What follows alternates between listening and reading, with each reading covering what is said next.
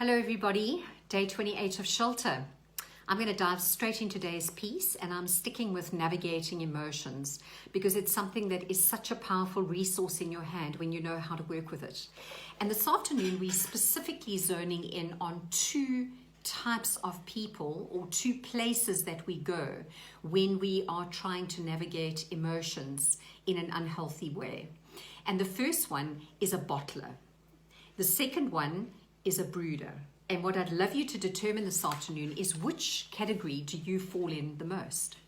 So if we look at bottlers typically push unwanted feelings to the side so they can move on with life. So they're literally moving into suppressing the emotion, getting rid of the unwanted feelings, and getting rid of the distraction and the discomfort that comes with that, and simply moving on with something. So I can relate to this very much in my life. I would definitely be a bottler. I would not want to deal with the emotions. In fact, most of the time I did not know what they were, even though they were playing havoc inside because of reactive behaviors. But ideally, I would retract, get busy with something else, and move on. The problem with a bottler is that we never ever get to root issues in our lives. And of course, what they do is they just exponentially get worse.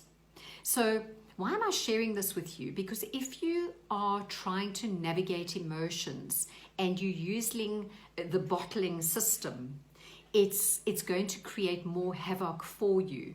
And in this season of our lives, there are a lot of emotions moving around. And if you're not engaging with it and checking inward and trying to understand what's going on for you. So if you're a bottler, one of the things that you want to do is you want to really just pause. You want to take time to turn inward. And you want to notice what you're feeling. Sit in the feeling. Pay attention to what your needs are. Remember, emotions are giving you an understanding as to whether what is being met, what is not being met. Clearly, in my cases, there were a lot of emotions around feelings not being met. And what I did was I just put a lid on them, bottled them, and moved on. And I think for me, it's because we would feel weak if we actually raised them and started talking about them. And then we move on and we look at the brooders. So what do the brooders do? So brooders tend to linger in their misery around emotions, endlessly replaying the situation over and over and over in a loop recording in their head. So the first thing we need to do is gain perspective.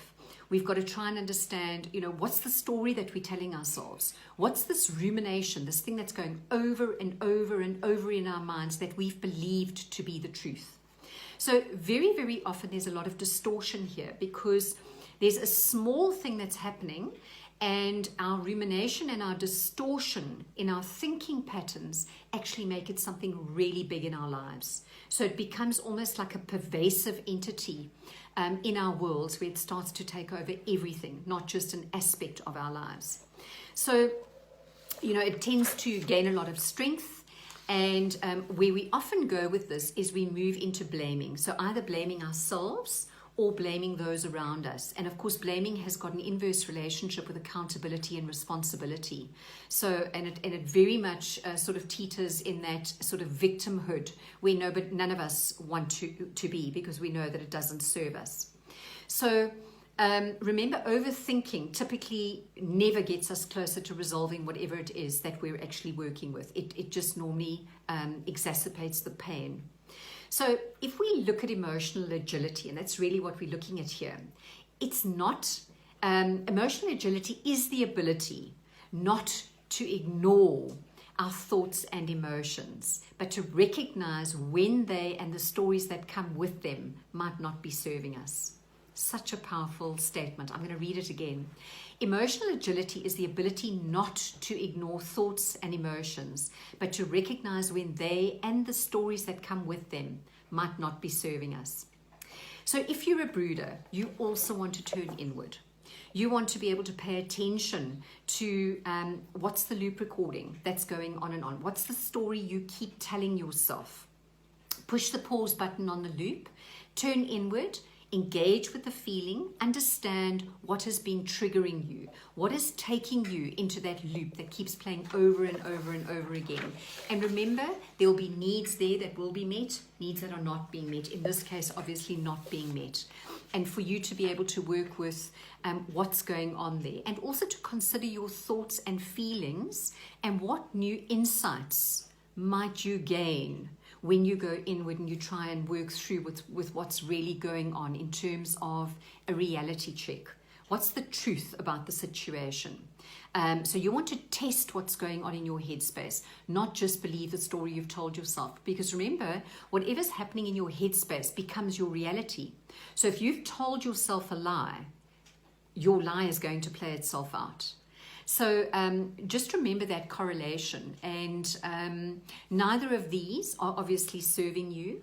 The only way to really navigate an emotion is to really validate it and then explore it, which is the tools that we've given you now, and to apply some consequential thinking as to how that pattern, that place you go to in your headspace, how does it serve you? The one suppressing and the other one overthinking and bringing in distortion in terms of the enormity of the situation.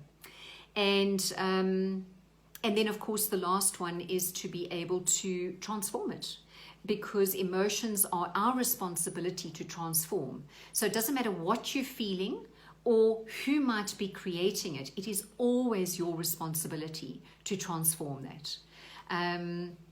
I know sometimes having discussions around emotions can be quite difficult, but I'm lingering here because emotions are driving everything that we do.